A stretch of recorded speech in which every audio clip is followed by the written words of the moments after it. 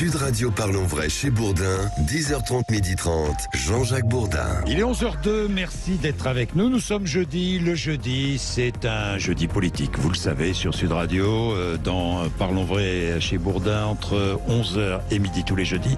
Nous recevons 3 députés et ce matin, par ordre alphabétique, Julien Dive, député La République des Républicains de l'Aisne. Bonjour. Oui, bonjour. Nous avons Damien Maudet, qui est député LFI de Haute-Vienne. Bonjour. Et Paul Midi, qui est député Renaissance de l'Essonne. Bonjour. Merci d'être là.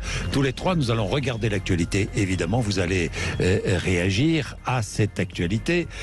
Et d'abord, avant de parler de toutes les propositions Gérald Darmanin autour de l'immigration, de parler du 49.3, de parler de ce qui s'est passé dimanche dernier à Sainte-Soline, mais je voudrais commencer avec, j'ai lu ça hier, 36 députés, Renaissance et Modem, demandent des sanctions contre les députés qui participent à des manifestations interdites. C'est bien cela, Félix Mathieu ? Oui, après ce qui s'est passé ce week-end, effectivement, dans les Deux-Sèvres, nous avons été particulièrement choqués par la présence de plusieurs députés, dont certains avec leur écharpe tricolore, écrivent ces députés Renaissance et Modem dans cette lettre à la présidente de l'Assemblée nationale, et de rappeler ce bilan à Sainte-Soline après la manifestation anti-bassine agricole. 61 gendarmes et 31 manifestants blessés, des Black Blocs, et le tout donc en présence de plusieurs députés avec leur écharpe tricolore. Les écologistes Sandrine Rousseau, Isabelle Hucot et Charles Fournier, sans parler des autres élus d'Europe Écologie Les Verts. Nous demandons à ce qu'ils puissent être sanctionnés par l'Assemblée nationale, comme on peut l'être en cas de comportement qui enfreint le règlement dans l'hémicycle. C'est ce qu'écrivent ces parlementaires. À l'initiative du député Renaissance de la Seine-Maritime, ils réclament une conférence des présidents de commission pour définir des règles précises et les sanctions qui vont avec. Du côté d'Europe Écologie Les Verts, le parti évidemment visé par cette missive, eh bien on a par exemple la réaction de Sandra Regol qui dénonce une initiative anticonstitutionnelle et peu démocratique. Anticonstitutionnelle et peu démocratique, Paul Midi ? Écoutez, moi ce que je retiens, c'est que je trouve ça effectivement inacceptable que des élus de la République se joignent à des manifestations qui étaient illégales. Elles étaient illégales pourquoi ? Parce qu'on savait qu'elles allaient donner lieu à des violences graves. Et ça a été le cas. Je rappelle que 60 gendarmes ont été blessés, vous avez signé graves, et 30 manifestants ont été blessés. Vous avez signé cette... Non, je l'ai pas signé, mais lettre. Moi, je veux être très clair sur le fait que ça ne devrait pas arriver. Ça ne devrait pas arriver. Inacceptable. Ces violences sont inacceptables. Oui. Et mais est-ce qu'il faut aller jusqu'à des sanctions ? Écoutez, je vais laisser la justice faire son travail. Je ne veux pas me substituer, moi, à la justice. Par contre, ce qui est certain, c'est que c'était pas la place de député de la République. Vous savez, on peut pas être le vendredi dans l'hémicycle à voter la loi et le lendemain à s'adonner à des actions illégales et à légitimer la violence. Julien Dive. C'est n'importe quoi cette tribune, puisque la présidente de l'Assemblée nationale n'est pas notre patronne. Oui. Nos patrons, ce sont les électeurs, les citoyens. La présidente de l'Assemblée nationale administre le bon fonctionnement de l'Assemblée nationale, des débats dans l'hémicycle, et sanctionne le cas échéant le non-respect du règlement intérieur de l'hémicycle de l'Assemblée nationale. Là, c'est pas le cas. Ce sont des gens qui sont à l'extérieur. Après, s'ils doivent être sanctionnés, et moi je suis d'accord pour dire que c'est anormal, que leur présence n'est pas justifiée dans une manifestation interdite, mais s'ils doivent être sanctionnés, c'est simplement par la justice. Point. Damien Maudet. Moi, je suis assez d'accord avec mon collègue Julien Dive sur la première partie. C'est n'importe quoi cette tribune. Yael Braun-Pivet, la présidente de l'Assemblée, n'est pas notre patronne. Après, le député La République En Marche qui a fait... C'est pas elle qui l'a initié. Non, mais le député La République En Marche qui a fait cette tribune est coutumier de la caricature. C'était lui qui avait dit que les chômeurs profitaient de l'assurance chômage pour aller aux Bahamas. Donc voilà, on a l'habitude de ces réflexions. Après, non, moi je pense que les députés, par contre, pour le coup, ont raison d'aller à la manifestation dans le sens où ils doivent être partout, écouter les revendications des gens. Ils n'ont pas participé à des actes de violence. Par contre, là où je m'interroge, c'est que c'est les mêmes députés qui demandent des sanctions contre leurs collègues, qui applaudissent les 49.3 et donc quand on restreint leur pouvoir parlementaire. En fait, ils sont députés et leur rôle, c'est quoi ? C'est pendant 5 ans d'essayer de restreindre leurs droits parlementaires. Aujourd'hui, quand même, députés, c'est représenter les gens partout, essayer de faire le maximum, et eux, on a l'impression qu'ils veulent en faire le moins possible et donc ils font que raboter leurs propres droits. Bien. Autre sujet. Et je voudrais rebondir sur ce qu'a dit Gérald Darmanin et ce qu'a confirmé il y a quelques minutes Sonia Backès, qui était avec nous, qui est secrétaire d'État à la citoyenneté. C'est très intéressant. Tous les étrangers qui veulent un titre de séjour devront passer un examen de français.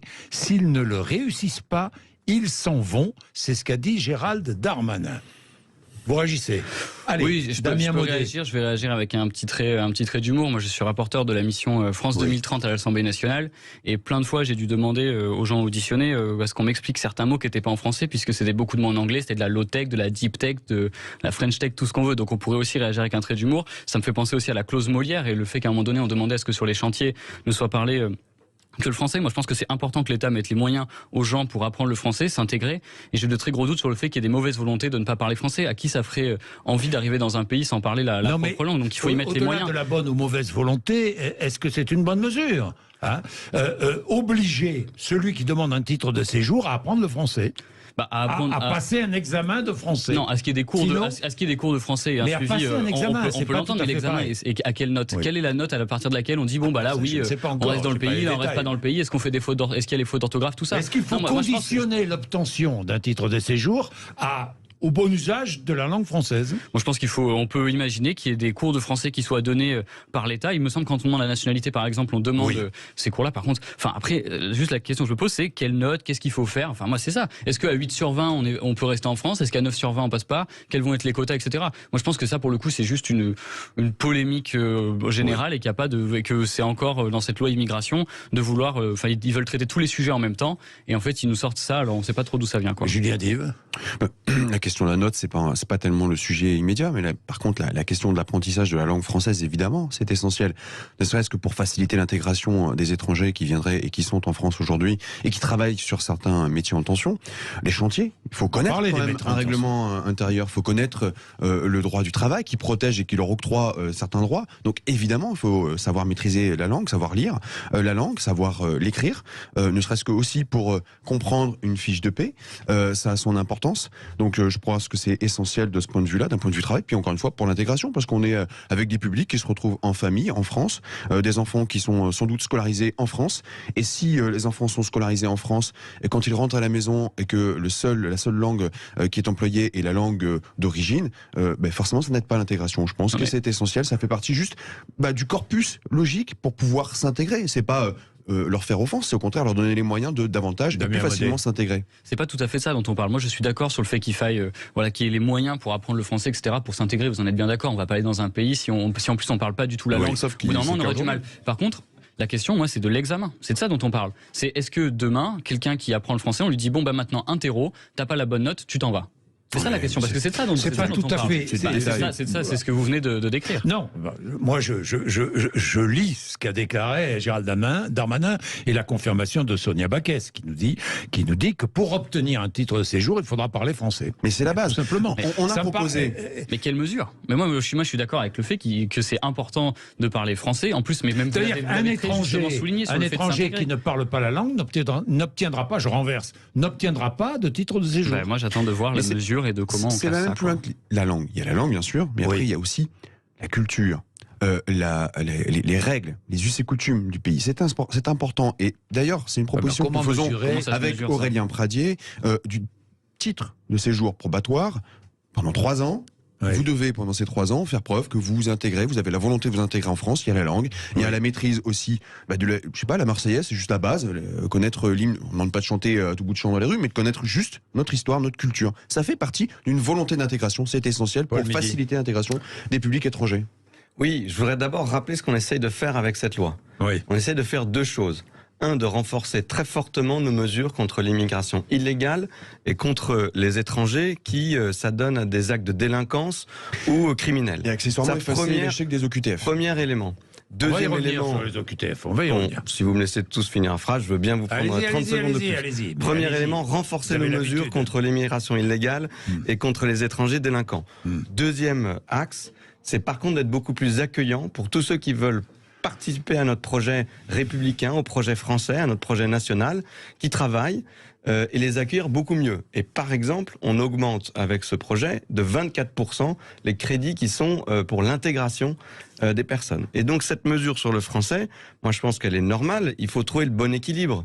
Il s'agit qu'il y ait un niveau minimum de français qui soit donné. Il faut trouver le bon niveau, de donner du temps aussi aux personnes pour être en capacité de se mettre à niveau en français, de les aider à leur donner des moyens. Et c'est pour ça qu'on augmente les moyens budgétaires pour l'accompagnement des étrangers dans le cadre de cette loi. Donc c'est important, je pense, de faire ça, mais il ne faut pas oublier l'esprit général de cette loi, qui est d'être beaucoup plus ferme avec ceux qui sont dans l'illégalité et beaucoup plus accueillant avec les méchants avec et ceux gentils qui avec sont les gentils. là pour participer au projet français. D'ailleurs, qui sera bientôt avec nous, peut-être mercredi prochain ici, pendant 1 heure. Oui, Julien Non, Dive. vous ne donnez pas la phrase entière. Méchant avec les méchants et gentil avec les gentils. La phrase entière, c'est, pour résumer, ce qu'on doit désormais faire, c'est être méchant avec les méchants et gentil avec les gentils avec les gentils. C'est le désormais qui est important dans cette phrase. Ça veut dire qu'avant, c'était pas le cas. On peut estimer qu'avant, il y avait une forme de laxisme. D'ailleurs, c'est le péché originel d'Emmanuel Macron d'avoir été totalement laxiste sur les questions de sécurité, sur les questions d'intégration, sur les questions de gestion des enjeux migratoires. Et en fait, il est là le vrai sujet. C'est qu'en fait, Gérald Darmanin est peut-être le seul aujourd'hui à avoir un peu de lucidité sur le sujet et à se réveiller sur cette question, parce qu'on voit que pendant 5 ans, maintenant 6 ans, il y a eu totalement un laxisme sur ces questions-là. Laxisme qui date. Pardon, oui, c'est vrai que vous avez raison. On peut le dater de 2012. Vous chargez, même peut-être avant. Je suis pas sûr. Peut-être avant. Enfin bon, c'est un autre débat. On va pas entrer dans ce débat. Puisque nous avons abordé ce projet de loi immigration, asile immigration, qui sera le 29e projet de loi depuis 1980, je crois. Le 29e. Bon, qui sera en discussion, présenté en janvier, en discussion ensuite à l'Assemblée nationale.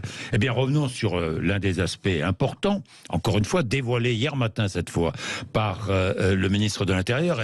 Et d'ailleurs, nous avons organisé hier, entre 11h et midi, un débat autour de cela. De quoi s'agit-il? Du titre de séjour pour les métiers en tension. C'est pas compliqué. Il y a des métiers en France, c'est vrai, qui manquent de bras, et il y a des étrangers qui sont en situation irrégulière. Et l'idée, c'est de régulariser ces étrangers pour leur permettre d'exercer dans ces métiers qui manquent de bras un titre de séjour provisoire d'1 an. Bonne idée, mauvaise idée? Moi, je suis tout à fait pour le fait que la France insoumise, Damien Maudet. Ça paraît logique et légitime que des gens qui aujourd'hui sont sans papier et travaillent puissent être régularisés, puissent revendiquer leurs droits, puissent être payés dignement. En revanche, moi, je suis contre cette stratégie d'immigration choisie, qui viserait à dire qu'en fait aujourd'hui on vous êtes contre en même temps. Non, je suis pour le fait que ces gens qui travaillent aujourd'hui sont régularisés. Par contre, la stratégie que pose Darmanin, moi je pense que c'est une stratégie, c'est une stratégie de là nous c'est régulariser ce qui se passe. Enfin, les gens qui aujourd'hui ne peuvent même pas revendiquer leurs droits parce qu'ils n'ont pas de papier et qui sont souvent exploités, sous-payés. Ça sera le cas grâce à ce projet. Et là la question qui se pose, c'est la question de stratégie de fond. Quand Olivier Dussopt et Gérald Darmanin parlent de ça, en fait, ce qu'ils veulent dire aujourd'hui, c'est de ne pas traiter l'immigration avec humanité, mais avec utilité. C'est dire aujourd'hui, en fait, il y a des métiers qui sont en tension, sans se poser la question de pourquoi ces métiers-là sont en tension, alors qu'on pourrait parler salaire, on pourrait parler conditions de travail, et dire, aujourd'hui, on va essayer de calmer la tension et de proposer donc des travailleurs qui vont venir parce que pour avoir un petit peu de salaire et ensuite repartir chez eux dans leur pays, sans régler le problème de fond qui est comment on traite ces métiers-là, comment on fait pour augmenter les salaires, et en plus, ils envoient dos à dos, donc les migrants qui vont venir, qui ont besoin de travailler, et c'est légitime, et les Français qui vont galérer et qui eux galèrent et qui en plus vont se dire en fait on nous pique notre boulot, etc., sans régler le problème de fond qui est augmenter les salaires. Il faut augmenter les salaires. Est-ce que la volonté c'est de les mettre dos à dos comme vous dites, ou alors est-ce que la volonté c'est de répondre à une urgence en matière d'emploi? On va en parler. Allez, nous allons débattre. 11h16, petite pub, à tout de suite. Sud Radio Parlons Vrai chez Bourdin, 10h30, 12h30, Jean-Jacques Bourdin. Bien, reprenons ce débat. Je vous rappelle que nous avons 3 invités ce matin. Julien Dive, qui est député Les Républicains de l'Aisne, Damien Maudet, député LFI de Haute-Vienne, et Paul Midi, député Renaissance de l'Essonne. Il est 11h20. Titre de séjour pour les métiers en tension, Julien Dive. Bonne idée, mauvaise idée? Déjà, il y a un effet de communication dans l'annonce. Un effet de communication parce que ça existe en réalité déjà. Ça existe pour des contrats longs, pour des gens qui sont positionnés sur des métiers bien spécifiques. Donc il y a une régularisation qui se fait sur ces métiers, médecins ou des métiers d'ingénieurs, etc. Donc ça existe en réalité. Là, j'entends que c'est pour aller beaucoup plus loin, puisqu'on parle de métiers en tension, que les Français refusent. Aide à la personne, restauration, etc. L'agriculture, le BTP, la restauration, l'hôtellerie. Oui. Il faut faire le nettoyage. Il faut faire la différence entre les métiers pérennes, ceux qui sont du quotidien, TP, etc., et les métiers saisonniers. Vous parliez d'agriculture, c'est aussi des métiers saisonniers. Oui, bien sûr. Le sujet, il est que aujourd'hui, j'ai le sentiment que l'annonce, et surtout vise à effacer l'actualité des 15 derniers jours sur les OQTF, où on sait que quasiment 100% des OQTF ne sont pas appliqués. Revenir. Je pense qu'il y a ce sujet-là. Oui. Maintenant, si le gouvernement a l'intention de s'attaquer à la question des emplois non pourvus, il y a d'un côté, c'est vrai, la nécessité de régulariser certaines situations, certaines personnes qui sont en présence sur le territoire français, qui payent leurs impôts d'ailleurs. On ne peut pas leur faire le procès puisqu'ils payent leurs impôts. Mais pour beaucoup certains. travaillent, oui, ils travaillent. Ils travaillent, bien sûr. Mais on a aussi un autre sujet. Ils n'ont pas de titre de séjour, mais ils travaillent. Des métiers que les Français aujourd'hui n'acceptent pas pour plein de raisons, puis que d'ailleurs, il serait intéressant de pouvoir rémunérer à juste titre. Je pense aux métiers d'aide à la personne particulièrement. Oui. Il serait peut-être intéressant aussi de s'attaquer réellement aux faits. Pourquoi ces métiers sont aujourd'hui refusés? Moi, j'ai une proposition très claire. Il y a des départements qui ont fait l'expérimentation d'autoriser le cumul RSA, c'est le cas du département d'Aisne, RSA et emploi saisonnier. Emploi saisonnier, par exemple, la saison des vendanges, etc. Ce sont des emplois qui sont refusés aujourd'hui parce que vous perdez finalement vos droits, vos acquis, vos droits comme le RSA. Bien, autorisons le cumul, pendant un mois par exemple, de ces métiers-là. Au moins, on aura une vraie réponse aux métiers en tension et on évitera ce genre de mascarade qui est proposé par le ministre de l'Intérieur. C'est le cumul RSA et emploi saisonnier. Ce n'est pas la solution, qui va un cumul de solutions qui apportera une réponse aux métiers en tension. Alors, Julien Dive, je vais prendre l'exemple de la Corse, où aujourd'hui on finit de ramasser les clémentines en Corse. Emploi saisonnier. Des milliers d'emplois saisonniers, avec des avions qui vont de l'Afrique du Nord jusqu'en Corse. Vous venez dans l'Aisne, c'est le cas, même pour les pommes. Vous avez le cas même pour les pommes. Partout. Vous faites venir par avion, des milliers de travailleurs saisonniers. Et pourtant, le législateur fait un gros effort, puisque chaque année dans le PLFSS, dans le projet de loi de finances de la sécurité sociale, nous votons des défiscalisations des charges sociales pour justement rendre attractifs ces métiers et éviter que ça peine, ça grève encore davantage. Combien touche un ramasseur de pommes dans l'Aisne? Il est au SMIC. Alors, ramasseur de pommes. Il est au SMIC. Alors, ça dépend. S'il est au temps horaire, s'il a la tâche, il peut gagner beaucoup s'il a la tâche. Pourquoi est-ce qu'on ne trouve pas de ramasseurs de pommes dans l'Aisne? Parce que, je le redis, on a des gens, des situations telles que des gens qui sont au RSA, qui, allant dans ces métiers saisonniers, vont perdre leurs droits pendant 1 mois, 2 mois, et qui du coup se retrouvent en situation de précarité pire que s'ils n'avaient pas bossé. Donc on n'encourage pas le travail. C'est pour ça que nous avons adopté une stratégie dans le département d'Aisne qui est de dire, quand on fait la vendange, quand on va cueillir les pommes pendant 15 jours, 3 semaines, vous gardez vos droits au RSA. Parce que c'est aussi aider les gens à s'en sortir. Ça, ce sont des métiers saisonniers. Mais pour les métiers pérennes, tout à l'heure. Mais pour les métiers pérennes, j'imagine, je sais pas, quelqu'un qui travaille dans la cuisine d'un restaurant. Mais si ces métiers ne sont qui est là depuis un an, si ces métiers sont qui cherche à obtenir son titre de séjour, si la personne est étrangère, est depuis 1 an sur un métier tel que celui que vous évoquez en cuisine, si la personne paye ses impôts, si la personne manifeste une volonté réelle de s'intégrer, il est où le problème? Il est là depuis 1 an, il travaille en cuisine, il a la volonté réelle de s'intégrer. Terminé. Je vous le dis tout de suite. Il n'y a pas de débat. Il n'a pas envie de partir. Mais il n'y a pas de débat. Et d'ailleurs, si on ne lui donne pas son titre de séjour, on peut provoquer quoi? On peut provoquer la fermeture du restaurant. Et il peut être désabusé. Et on ne sait jamais. On ne sait pas ce qui peut se passer. On est d'accord. Et oui. Et Paul Midi. Oui, il faut revenir à ce qu'on essaye de faire. La première chose, c'est qu'on essaye, nous, d'améliorer l'intégration des étrangers en France qui contribuent à notre projet républicain, qui contribuent à notre économie, qui sont dans l'emploi, comme l'a dit monsieur le député, qui payent des impôts. Première chose. Deuxième chose, on a effectivement, vous savez, fait baisser le chômage. Et donc, on a dans certains secteurs et certaines régions des métiers qui sont vraiment en tension forte. Et donc c'est dans ce contexte qu'arrive cette idée de... Alors j'entends le Rassemblement national vous dire il faut augmenter les salaires dans ces métiers à tension forte. Oui, mais là, absolument augmenter les salaires. Et ça attirera des chômeurs. Ça attirera des personnes. Il n'y a pas que le RN qui le dise. Vous aussi, vous dites ça? Oui, tout le monde. On appelle nous à la hausse des salaires depuis des mois et des mois, depuis que l'inflation a augmenté fortement en France. Bon, mais là le sujet, on parle de gens qui sont déjà dans l'emploi, ils ont déjà pris ces emplois-là. Qu'est-ce qu'on fait chaque année en France? Il y a 7000 personnes qui sont régularisées dans les suites de la circulaire Valls, pour des gens qui travaillent depuis des années, qui n'ont posé aucun problème, voire même qui participent positivement à notre projet républicain. Là, pour cette idée de titre de séjour métier en tension, on parle de quelques milliers de personnes supplémentaires pour un titre de séjour temporaire d'1 an et qui est lié au fait que le métier reste en tension ou pas. Si le métier n'est plus en tension parce que il y a suffisamment de Français qui veulent y aller, on mettra fin à ce titre de séjour et on demandera aux personnes de quitter le territoire national. C'est un titre de séjour provisoire. C'est provisoire. Hein, on est bien d'accord. Attention. Dans la restauration, simplement, hier matin, j'avais l'un des responsables des restaurateurs qui nous disait il y a 200 000 emplois. Hein, 200 000 emplois non pourvus aujourd'hui. Rien que dans la restauration. Non, mais vous savez, il faut bien sûr jouer sur l'attractivité des métiers. Ça passe par le salaire, mais ça passe aussi par les horaires, les conditions de travail. C'est le premier levier. Vous allez répondre. Attendez, vous allez répondre. Vous allez avoir la parole, mais vous allez répondre à Jean-Pierre qui est à Marseille. Bonjour Jean-Pierre. Oui, bonjour. Bonjour à vous tous sur le plateau. Alors allez-y Jean-Pierre, qu'est-ce que vous avez envie de dire? Vous êtes assureur hein, à Marseille. Oui. Allez-y, qu'est-ce que vous avez envie de dire? Je suis absolument éberlué par ce débat. On a sans arrêt un rapport qui est fait entre l'immigration et la criminalité, qui aujourd'hui dans les grandes villes est une évidence. Excusez-moi d'être, je dirais, très brutal, mais on a une actualité, si je veux dire, dramatique qui, je dirais, concerne des immigrés en situation de clandestin. On a 5,5 millions de chômeurs.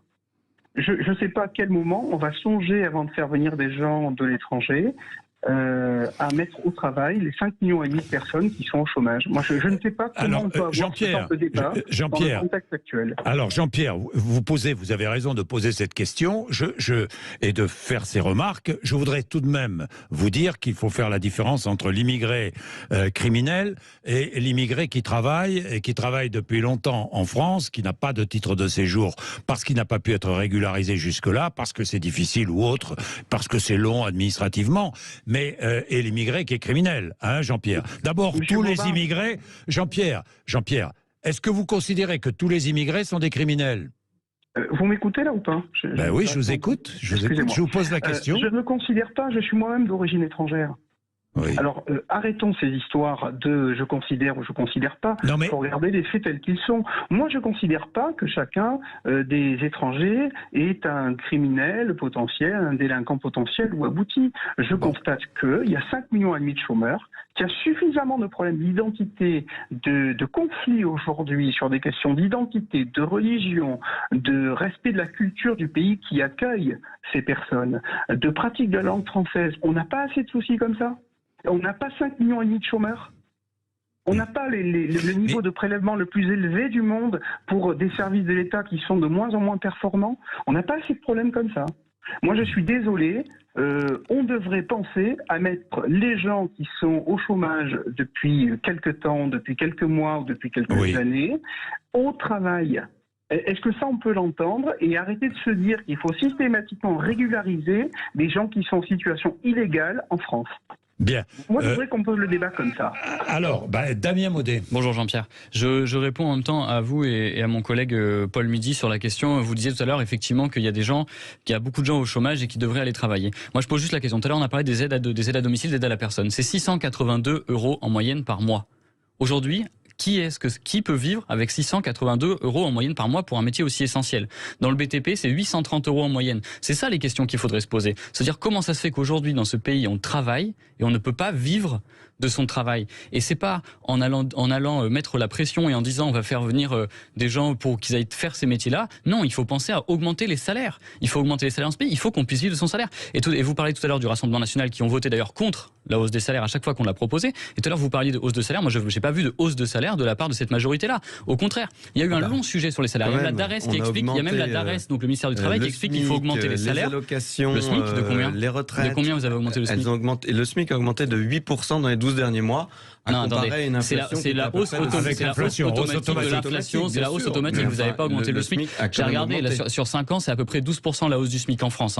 Donc ce qui est assez très peu, parce qu'on regarde les autres chez nos voisins, c'est presque 30% en Allemagne, en Espagne, au Royaume-Uni. Automatique qui fonctionne bien. Voilà. Mais vous n'augmentez pas le SMIC de manière conséquente, ça ne suffit pas. Non, mais ça ne suffit pas. Vous vivriez, vous, avec 1 300 € par mois? Bien, le SMIC à 1 500 € par mois? Bon. On n'a pas de réponse. Non, mais ça veut quand même dire, quand on n'a pas de réponse, qu'effectivement, personne aujourd'hui ne peut vivre avec le coût de la vie. On va garder Jean-Pierre avec nous. Attendez, on va passer une petite page de pub parce qu'il faut. Et ensuite, nous continuons notre débat. Julien Dive aussi a des choses à dire, je le sens. Il est 11h30. Sud Radio Parlons Vrai chez Bourdin, 10h30, 12h30, Jean-Jacques Bourdin. Il est 11h33, Jean-Pierre est toujours là. Jean-Pierre, je vous laisse la parole. Que vouliez-vous ajouter ? Moi, ce que je voulais ajouter, c'est qu'on part encore sur des débats sémantiques infinis, comme j'en entends depuis à peu près 35 ans sur tous les plateaux. Et on est dans l'incapacité à regarder les choses en face. Alors Jean-Pierre, puisque vous parlez... On est prendre le cas par cas de la personne qui serait là, qui travaillerait, etc. Moi, je voudrais qu'on parle simplement, pour une fois, de droit. La personne n'a pas le droit d'être là, bon, et on a suffisamment de travail à donner à tous les chômeurs qui sont en France. Je pense que on me Et parle comment faites-vous, Jean-Pierre ? Mais comment faites-vous ? Par exemple, le monsieur précédemment parlait des aides à domicile qui gagnent moins de 700 € par mois. C'est bien ça ? Oui. Bon, admettons que demain, il y ait suffisamment d'incitation fiscale pour que les entreprises puissent les payer plus. Voilà, par exemple. Non, voilà. mais là, je comprends pas très... Il y a des solutions, si on veut bien les chercher, les trouver et les assumer. Jean-Pierre, j'ai une question. Le logement social aujourd'hui, le logement social aujourd'hui, par exemple, c'est un vrai sujet. Pourquoi ne pas poser la question du logement social telle qu'elle se pose ? On peut loger des gens à pas cher, dans des conditions de sécurité suffisantes. Aujourd'hui, les gens ne veulent plus aller dans ces logements sociaux. Pourquoi ? Parce qu'ils vivent dans une insécurité totale. Donc tout est lié. Tout est lié. Bon, mais Jean-Pierre, j'ai une question simple. Vous dites il suffit d'augmenter les salaires. D'accord. Je vous pose une question simple. Je vous pose une question simple. Lorsque, je ne sais pas si vous travaillez dans une grande entreprise, vous êtes assureur, je ne sais pas si vous avez votre propre cabinet d'assurance. Je suis indépendant, oui. Bon, d'accord. Mais Jean-Pierre, dans les grandes entreprises, au petit matin, qui croise-t-on pour venir nettoyer les locaux ? Des personnes d'origine immigrée. Dans 80... Pardon, Jean-Pierre. Allez, écoutez, mais laissez-moi terminer. Laissez-moi terminer. Puisque vous me dites que je vous coupe. Mais ne me coupez pas, Jean-Pierre. Alors, écoutez, je termine. Vous offrez 1 000 € de plus pour faire ce métier, pour venir nettoyer le matin dans les grandes entreprises. Est-ce que vous croyez que vous croiserez beaucoup de Français dits de souche pour venir faire ce métier ? Je vous pose la question, Jean-Pierre. Alors, monsieur, moi, je ne vais pas parler de Français de souche ou autre, je vais parler de Français. D'accord ? De Français, allez, de Français. Parce que à ce moment-là, moi, je ne suis pas Français de souche. Bon, alors de Français, Jean-Pierre, alors allez-y. Voilà.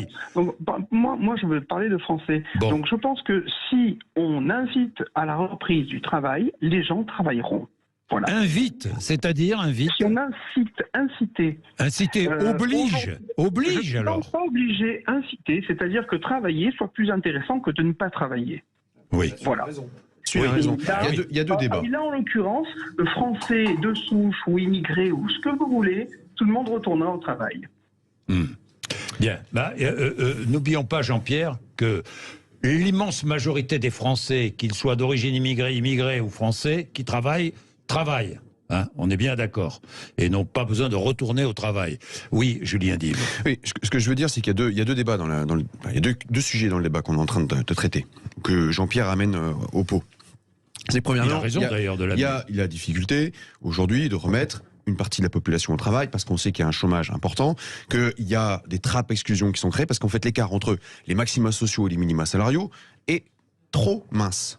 Ce qui fait qu'il y a des gens qui ne souhaitent même pas reprendre une activité professionnelle pour plein de raisons. Il y a évidemment la question du salaire qui est pas assez attractif et qui du coup n'incite pas à retourner au travail. Et de l'autre côté, il y a des aides sociales qui malheureusement aujourd'hui ne sont pas assez organisées, qui fait qu'on se retrouve avec des situations, je ne veux pas stigmatiser, mais j'énonce juste une réalité. Il suffit d'aller faire le tour des circonscriptions pour s'en apercevoir, des situations où des gens arrivent à calculer et à s'en sortir mieux sans aller bosser qu'en bossant. C'est une réalité. Aujourd'hui en France, il faut savoir la traiter. Maintenant, l'autre sujet. On peut revaloriser tant qu'on veut certains métiers. Je ne sais pas si c'est difficile de recruter en assurance, mais ce qui est vrai, c'est qu'il y a des professions où c'est très difficile de recruter, même s'il y a un salaire en face. Vous parlez de la restauration, c'est vrai. Bien sûr. C'est vrai. Il faut simplement aller pousser la porte de la cuisine, aller discuter avec les cuistots, aller discuter avec le patron du restaurant pour s'apercevoir qu'il y a un vrai sujet de recrutement. Il y a une mais dans le BTP, c'est pareil. Et je vais vous dire, c'est valable depuis 2020. depuis les confinements, la crise Covid, on le sait tous, il y a une crise de vocation dans plusieurs types de métiers. À partir de là, si on n'arrive pas, même si on a des salaires en face, si on n'arrive pas à attirer, il faut bien se poser la question si on veut faire tourner notre économie. Avec une autre question qu'il faut poser, pardon, augmenter les salaires c'est bien beau, mais je suis patron de PME, je suis artisan, comment j'augmente les salaires? Il y a les charges. Je aussi, peux augmenter les salaires. Il faut travailler sur les charges. Si on reste le pays qui a le plus haut niveau de prélèvement quand même. Dans la restauration, j'augmente le salaire, donc je suis obligé d'augmenter mes prix. Bah oui. Non, ou si on travaille sur les charges. On peut travailler sur les charges. Après, là-dessus, c'est sûr que ça reste à peaufiner, honnêtement. On va pas se mentir. De comment on fait pour que les PME puissent augmenter les salaires. J'ai mon frère qui est patron de bar, etc. On a souvent ce gros débat. Par contre, on avait à un moment donné imaginé, durant le projet de loi de finances de l'été, un système de péréquation. Pourquoi les grosses boîtes qui, elles, font de gros bénéfices, pourraient pas être taxés, mettre ça dans un pot commun pour permettre aux PME, aux TPE, qui franchement, c'est elles qui constituent la richesse, qui font l'économie et qui on est bien d'accord. Donc elles qui ne versent pas de dividendes, elles qui emploient, elles qui font des profits souvent raisonnables, pourraient justement augmenter les salaires en prenant sur celles qui font des dividendes records. Ce système de péréquation, il existe déjà, ça s'appelle notre système de redistribution. Les entreprises qui font du profit payent l'impôt sur les sociétés. Dans ce cas-là, il faut l'augmenter s'il existe. Elles payent l'impôt sur les sociétés et cet impôt sur les sociétés, il nous permet de faire de la redistribution. Oui, j'ai de gros doutes sur le il n'y a peut-être pas trop de différence entre le taux de l'impôt sur les sociétés des très grands et le taux de l'impôt sur les sociétés des PME ou TPE. D'ailleurs, souvent, les PME payent plus d'impôts sur les sociétés en proportion que les grosses boîtes. Du simple au double, au moins du simple au double. Pardon. Oui, je crois pas. Oui. Je crois pas. Parce que, et pourquoi? Parce que les grandes entreprises, c'est aussi celles qui peuvent plus facilement choisir où est-ce qu'elles mettent leurs activités. Et donc, si vous mettez un impôt sur les sociétés à 50% en France, franchement, vous n'allez pas avoir beaucoup de sièges de sociétés qui vont se développer. Vous pouvez créer un écart sur l'impôt plus grand. Le sujet sur lequel on travaille, c'est que par certaines optimisations fiscales qui sont peut-être trop fortes, les grandes sociétés multinationales, pour certaines, arrivent à échapper à l'impôt sur les sociétés. Et donc ça, c'est la réforme fiscale de l'OCDE qui est en train d'être discutée et mise en place avec 140 pays pour éviter ça. Pour éviter notamment, par exemple, que les géants du numérique, les GAFAM, un dumping fiscal, puissent aller déclarer leurs revenus en Irlande, alors que leur richesse est créée en France et que les impôts soient bien payés en France. Après, aujourd'hui, le débat, et je pense qu'on peut tous se mettre d'accord, quand on parle de l'impôt sur les sociétés, quand même, un des problèmes, aujourd'hui, on parlait des TPE, c'est que les TPE, les PME ont le plus de mal à embaucher. Donc moi, je pense qu'on pourrait aller prendre sur les grosses boîtes. Mais en plus, le pire, c'est que les TPE, les PME, souvent payent plus d'impôts sur les sociétés en proportion que n'en paye Amazon en France, par exemple. Donc là, il y a une vraie injustice. C'est-à-dire que dans ce pays, plus on a une boîte qui va faire des profits, qui va en plus moins embaucher, etc., en proportion, moins elle va payer d'impôts sur les sociétés. Et ça, c'est pas juste. Donc il faut que les gros payent gros et que les petits payent petits. Et d'ailleurs, les petits qui font la richesse de ce pays devraient pouvoir embaucher plus facilement. Moi, je pense qu'il faut que tout le monde soit soumis au même taux d'impôt sur les sociétés. Mais effectivement, il y a une obsolescence de notre système fiscal, en particulier pour les géants du numérique, qui, par la nature même de leur activité, arrivent à déclarer leurs revenus dans des endroits qui fiscalement sont plus avantageux. C'était l'échec de la taxe GAFAM, d'ailleurs. Il faut absolument que ça revienne en France, et que tout le monde soit traité. Il n'y a pas que des géants du numérique, dans les multinationales. Il est 11h41. Nous allons aborder, juste après la pub, un autre volet de ce projet de loi immigration voulu par Gérald Darmanin. Il s'agit des OQTF, inscrire au fichier des personnes recherchées tous les étrangers faisant l'objet d'une OQTF, obligation de quitter le territoire français. Nous en parlons, nous débattons juste après la pub, 11h42. Sud Radio Parlons Vrai chez Bourdin, 10h30, 12h30, Jean-Jacques Bourdin. Bien, je termine sur le projet de loi immigration voulu par Gérald Darmanin. Alors, inscrire au fichier des personnes recherchées tous les étrangers faisant l'objet d'une OQTF. Julien Dive, c'est bien ? Ça paraît bien sur le papier. Maintenant, la question, c'est... Ça va permettre aux gendarmes, aux policiers, aux douaniers de savoir... tout de suite, lorsqu'elle va croiser une personne, de savoir si cette personne est sous le coup d'une OQTF. Encore une fois, c'est bien sur le papier, mais il faut voir à quoi ça sert. Parce que si c'est pour avoir un fichier, voir que la personne, vous êtes recherché monsieur, vous êtes recherché madame, c'est de savoir ce qui se passe derrière. Oui. Parce que si la personne n'est pas expulsée, si la personne n'est pas expulsable, ou parce que le pays d'accueil ne reprend... Au moins on aura les chiffres, remarquez. Ça sert juste à ça.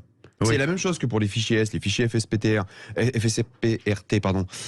qui sont pour les personnes recherchées pour actes de terrorisme. Ce sera un fichier de plus. Le sujet, c'est pas de classer les gens dans des cases. Le sujet, c'est de savoir ce qu'on en fait. Si la personne est recherchée pour des méfaits, ou parce qu'il y a, elle a un casier judiciaire long comme le bras, que cette personne est identifiée dans ce fichier en question, est-ce qu'elle est expulsable? Est-ce qu'on l'expulse? Est-ce qu'il y a une procédure efficace derrière? C'est la seule chose qui est pertinente dans cette affaire. Rien d'autre. Paul Midi? Oui, je pense que c'est très important de faire ça pour être clair sur nos données. Savoir ceux qui sont partis d'une façon volontaire et aujourd'hui on ne le sait pas. On n'a que les chiffres des éloignements qui sont aidés ou forcés. Mais on n'a pas la situation de ceux qui sont partis par eux-mêmes. Donc ça sert à faire un point de la situation, à connaître l'état de la situation pour pouvoir mieux agir dessus. Mais évidemment, c'est pas cette mesure-là qui va nous permettre d'aller exécuter plus facilement les OQTF. Pour exécuter plus facilement les OQTF, il faut d'abord qu'on simplifie les procédures judiciaires et qu'on limite les capacités de recours. Oui. Créer un stock, parce qu'on peut rester jusqu'à 3 ans dans une procédure de recours face à une OQTF, et donc ça crée un stock de personnes qui ne sont pas expulsables, mais qu'on veut pour autant expulser. Et il faut travailler de l'autre côté de ce process, c'est la capacité de renvoyer les personnes vers leur pays, parce qu'on va avoir un laissez-passer consulaire qui est donné par le pays d'origine, et on a le plus grand mal à les obtenir, et c'est pour ça qu'on a dû d'ailleurs réduire le pourcentage de visas accordés à un certain nombre de pays qui ne donnaient pas suffisamment de laissez-passer consulaires. Donc il faut jouer sur les deux côtés du sujet. Je voulais terminer avec un dernier débat, tous les trois. Certains disent, et je lis ça un peu partout, chez certains commentateurs, plus la radicalisation est utilisée à gauche, plus le Rassemblement national va monter dans les sondages et monter dans l'opinion. Oui ou non? Damien Maudet. Sur cette question, qu'est-ce que c'est que la radicalisation à gauche? Moi, je pense que par contre, vous faites allusion à Sainte-Soline. Vous faites allusion au débat sur les bassines. Moi, la question que je me pose, c'est quand est-ce qu'on va parler du fond de ce sujet? Quand est-ce que, là, on parle beaucoup des violences, c'est légitime. Par contre, quand est-ce qu'on va parler du fond de ce sujet, de nos ressources en eau? Moi, je suis en Haute-Vienne, ça paraît pas, mais c'est un des départements où on va être le plus rapidement à sec. Donc il y a une question qui se pose, qu'est-ce qu'on fait de nos ressources en eau? Sur les agriculteurs, moi hier, en plus je vous écoutais Julien Dive sur la mission agriculture du PLF avant qu'il y ait le 49.3, où vous disiez quel cap on donne à l'agriculture. Moi je partage tout à fait, quel cap on donne à l'agriculture, qu'est-ce qu'on demande aux éleveurs, qu'est-ce qu'on veut produire dans ce pays, est-ce qu'on veut exporter, importer? Non mais c'est ça le sujet. Vous avez changé de sujet. Mais pour moi c'est le seul sujet de fond. Le seul sujet de fond qui vaille, c'est l'agriculture. C'est vous ne parlez jamais de ce sujet de fond. Bourdin. Je vais revenir sur... Si on répond à la question, il y a un sondage qui a montré effectivement que M. Mélenchon et ses amis d'extrême gauche sont en baisse et Mme Le Pen et ses amis d'extrême droite sont en hausse. Et donc moi je pense qu'il y a un des effets, il y en a plusieurs, mais un des effets c'est l'attitude de l'extrême gauche notamment dans l'hémicycle, avec de la vocifération, de la violence, le fait de s'associer à des violences. De la violence dans l'hémicycle qui ne donne... Oui, je pense violence verbale. La violence verbale dans l'hémicycle. Vous avez été insulté. Qu'est-ce qui s'est passé pour que franchement oui, violence verbale? Très souvent. Moi je pense que si l'extrême droite est forte, en tout cas, je pense que si l'extrême droite monte, c'est aussi parce qu'on a des Gérald Darmanin qui viennent porter leur propos. Cette mécanique infernale n'est pas efficace pour votre propos, mais par contre on voit que ça jette des gens dans l'extrême droite, donc je pense que c'est inefficace pour vous. Efficace pour Mme Le Pen. Quand on prône la désobéissance civile, vous prenez... Non. Vous prenez la désobéissance civile. Non, mais attendez, la désobéissance civile à travers ce pays, c'est pas pareil. La désobéissance civile, c'est ce qui fait que non, mais vous avez les femmes peuvent voter, c'est aussi la ça. participation à la manifestation de Sainte-Soline par la désobéissance civile. Mais ça menait à quoi? La désobéissance civile ne signifie pas la 60 gendarmes qui sont blessés, 20 graves, voilà. Est-ce que vous défendez la désobéissance civile? Moi, je défends la désobéissance civile, le fait qu'aujourd'hui, pour porter des projets, justement, il peut y avoir cette forme de désobéissance. Par contre, je suis contre la violence, c'est évident, mais la désobéissance, enfin, franchement, à travers notre histoire, quand on parlait, par exemple, on pouvait parler, par exemple, du droit de vote des femmes, bah, c'était au début de la désobéissance civile, on va pas se mentir. C'est aussi ça qui a fait des fois progresser. Par contre, effectivement, je suis contre la violence, mais j'ai aucun doute là-dessus. Par contre, aujourd'hui, condamner la désobéissance civile, quelque forme que ce soit, en disant bah, c'est de la violence, faut arrêter. Ça, par contre, c'est pas possible. Non, mais ne laissez pas penser, parce qu'ils portent un costume, une cravate, que les députés ou les représentants de l'extrême droite sont des doux agneaux gentils, respectables. La radicalité est aussi vraie à l'extrême droite, en réalité, dans les propos, même si aujourd'hui on les voit pas déborder, comme c'est le cas de certains collègues de l'extrême gauche. Ça ne saurait tarder en réalité. Aujourd'hui, on parlait à l'époque, dans le précédent mandat, de députés Playmobil pour la majorité. Les députés Playmobil, ce sont ceux du RN aujourd'hui. Ils obéissent au doigt et à l'œil de Marine Le Pen. Il ne faut pas croire, quand vous grattez un petit peu sous le vernis, il y a une radicalité qui est réelle. Je ne sais pas quel est l'intérêt, si l'un ou l'autre. Ce qu'on voit, c'est que de toute façon, il y a un espèce de vase communicant entre l'électorat de l'extrême gauche et de l'extrême droite. Mon collègue va me dire que c'est pas vrai, mais pour le coup, statistiquement parlant, quand on regarde les résultats électoraux, c'est le cas. Et quand on regarde les votes, statistiquement, le LREM et le RN votent plus ensemble. Le LR et le RN votent plus ensemble. C'est pas une histoire de vote. Vous avez plus de votes en commun. C'est même pas le sujet. Regardez juste l'électorat et les positions des électeurs et des idées. Maintenant, le sujet de vote, parce que vous parliez de la désobéissance civile. Moi, je crois réellement que cette attitude qui consiste à ne pas respecter l'état de droit, parce qu'on en est là, c'est ne pas respecter l'état de droit, est le fond du problème. Vous avez raison, l'enjeu climatique est un vrai sujet, les réserves en eau, c'est un vrai sujet. On pourra l'aborder dans un instant qui est extrêmement important. Mais d'abord, il y a un autre sujet de fond, c'est le non-respect de l'état de droit. Et moi, ça me perturbe quand je vois des députés, on en parlait au tout début de l'émission, des députés qui se retrouvent dans une manifestation interdite, qu'ils aient une manifestation à l'écoute des gens, c'est normal, mais dans une manifestation interdite, s'opposant devant les policiers et les gendarmes, qui sont simplement là pour faire respecter l'état de droit, la propriété privée, parce que vous entrez quand même dans des propriétés privées, dans des investissements privés. Qu'on soit pour ou contre l'investissement, c'est pas le sujet. C'est d'abord de respecter l'état de droit. Si vous respectez pas l'état de droit, vous êtes dans le camp du bazar.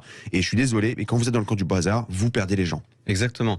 Et regardez, aujourd'hui, vous soutenez cette désobéissance civile et donc la violence qui en est la conséquence. Et la cause. Parce que la cause, vous la considérez sympathique. C'est pas secondaire. Mais demain, quand des activistes d'extrême droite iront saccager une clinique ou un hôpital qui fait des IVG, parce que au nom de la désobéissance civile, ils considéreront qu'il faut protéger la vie. Donc il y a de la mise en danger d'autrui pour des gens qui sont dans la clinique. Mais à Sainte-Soline, il y a 60 gendarmes qui ont été mais il n'y a pas de souci là-dessus. Par contre, 20 gravement. Vous parlez d'une attaque sur une clinique. Vous ne pouvez pas, la violence, dans un cas parce que la cause vous paraît sympathique, justifier et légitimer des violences. Parce que quand il y aura des causes qui ne vous paraîtront pas sympathiques et qui seront par exemple celles des activistes d'extrême droite, vous n'aurez plus rien à dire. La seule chose, c'est l'état de droit. On est en démocratie, vous êtes parlementaire.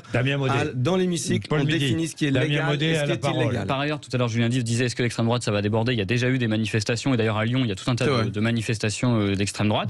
Ensuite, moi, je vous ai quand même entendu quand il y a d'autres manifestations. Moi, je pense par exemple aux éleveurs. Et souvent, je soutenais les manifestations de ces éleveurs. Mais quand ils manifestaient, qu'ils se faisaient réprimer, etc., pour le coup, c'était aussi, il y avait une forme de désobéissance civile. Et on va pas aller les condamner à chaque fois.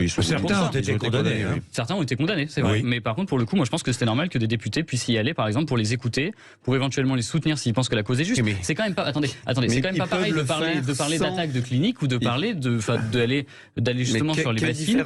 Et de Sainte-Soline, c'était des tirs de mortier, dans des cliniques, il y a des gens qui cocktails Molotov, des boules de pétanque, des tirs de 15 cm. Il y a eu des manifestations d'agriculteurs qui ont été très violentes aussi. Attendez, mais les gens ont été condamnés. Le sujet, c'est pas ça. Le sujet, c'est qu'aujourd'hui, qu'un parlementaire aille écouter, qu'un élu de la République portant l'écharpe aille écouter les gens qui manifestent, aille écouter les revendications, etc. C'est pas un sujet, c'est normal, c'est notre boulot et on doit le faire. Maintenant qu'un député ou quelconque élu en écharpe se mette devant les forces de l'ordre, se mette devant les forces de l'ordre pour faire barrage et créer quelque part la polémique, l'accident qui fera le buzz sur les réseaux sociaux, je suis désolé, c'est tellement le buzz. Oui. Non, mais je suis très dubitatif sur le fait qu'elle ait cherché à faire le buzz. Elle n'a pas attaqué les gendarmes. En tout cas, elle n'a pas été attaquée non plus. À un endroit, on voyait bien. Elle a été repoussée. Bon, peu importe, on ne va pas s'attarder sur ce fait qui n'est même pas un fait divers, qui est un fait sans intérêt. Mais Damien Maudet, le fond du problème. Vous parliez de l'eau. Parlons du fond du problème.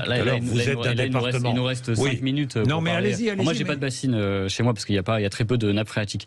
En vrai, la question qui doit se poser aujourd'hui, mais il nous faut un vrai débat, sur l'eau, un vrai débat sur la politique agricole. Non, parce qu'attendez, moi, je veux bien entendre les députés de la République en marche nous dire les éleveurs, regardez, vous attaquez les éleveurs, c'est triste, etc. Et moi, je suis d'accord. Par contre, on peut pas se jouer défenseur des éleveurs et à côté signer des traités de libre-échange avec le Canada, avec la Nouvelle-Zélande, comme c'est le cas récemment. D'ailleurs, j'ai averti la présidente de l'Assemblée pour avoir un débat, ça n'a pas été le cas. Ou encore, là, le Mercosur, il y a Lula qui vient d'être élu. Le Mercosur, c'est pas signé. Il y a Lula qui vient d'être élu, moi j'en suis satisfait. Vous êtes content, vous? Je suis très content que ce soit Lula. Par contre, il y a aussi une des choses avec lesquelles je suis moins d'accord avec Lula, c'est que je pense qu'il pourrait être amené à relancer le Mercosur, ou ça pourrait pousser les Européens à relancer le débat sur le Mercosur, donc l'importation des bœufs.